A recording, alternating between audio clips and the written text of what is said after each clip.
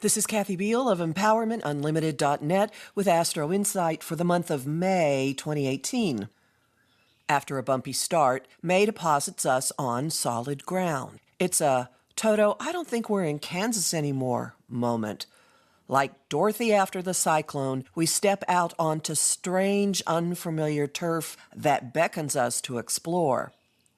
It's not what we expect, and not like where we've been, but it's solid for the time being. But first, we pass through a gauntlet of discomfort in the month's first 10 days. We're still processing, purging, and determinedly pushing on after April's valedictory Scorpio full moon. Hard truths hit around May 7th in a few days of difficult but clarifying thoughts and conversations which dispel illusions and show that an object of desire is just out of reach. Whereupon we regroup, reclaim our powers, and double down. Fighting words fly on the 12th. People who stay peaceable will nonetheless find themselves fiercely pushing a point and demanding a response, action, progress. Movement does, in fact, follow, but not as intended or hoped or expected. Lightning bolts, exploding light bulbs, and wild card messages rain down from May 13th to the 16th, tilting perspectives, shocking sensibilities, breaking many a hold, and birthing ingenuity. It's the last hurrah of Uranus and Aries, where the rebel and awakener of the cosmos has been shaking us up since 2010. He's making a 4-day superconjunction with fellow trickster Mercury, ruler of our minds, communication, and means of getting around. Our first reaction to this new energy is to scurry into observer mode and kick the tires. Mars, ruler of our drive and action, makes his own move on the 15th into the detached and intellectual air of Aquarius, where he'll spend most of the rest of the year.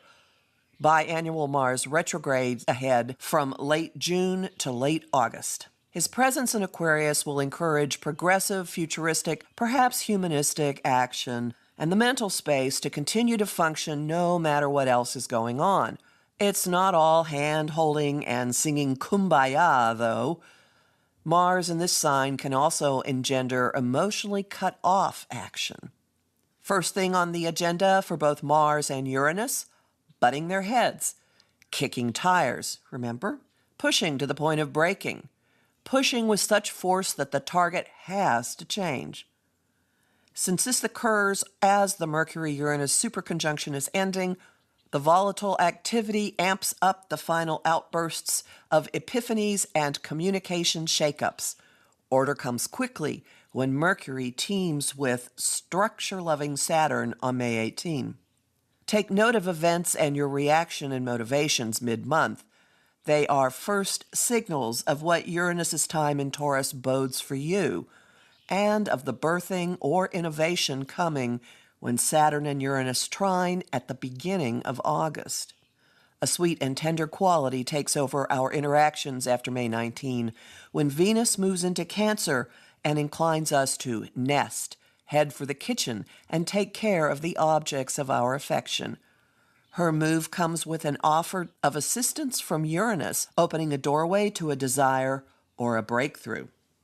Her clucking overtures aren't smothering, though, with the Sun's move into Gemini May 20th keeping up a chatty, ooh, shiny object atmosphere. Self-promotion or promoting a personal agenda comes easily when the Sun trines Mars on the 23rd. Be careful what you wish for come May 25th. Magic and dreams and illusion are billowing and growing. Subterranean passions are showing, and anything is possible from this confluence. Jupiter, influence of expansion and boundless optimism, is trining Neptune, planet of all that transcends earthly existence. Jupiter makes everything bigger. Neptune cloaks everything in pretty gauze and glamour.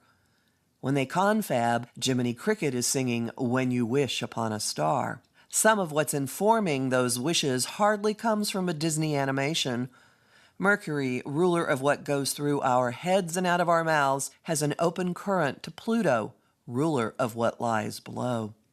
Wishes are cravings, primal and insistent, and this otherworldly combination could serve them up. Hence, be careful, because you just might get it. Not immediately, of course. Venus and Saturn drive this home when they stand off while we're still walking around starry-eyed. The month ends with adventure and activity, with the Sagittarius full moon coinciding with Mercury's arrival in his airy home of Gemini. This is the first Sag moon in a couple of years without Saturn putting a damper on the sign.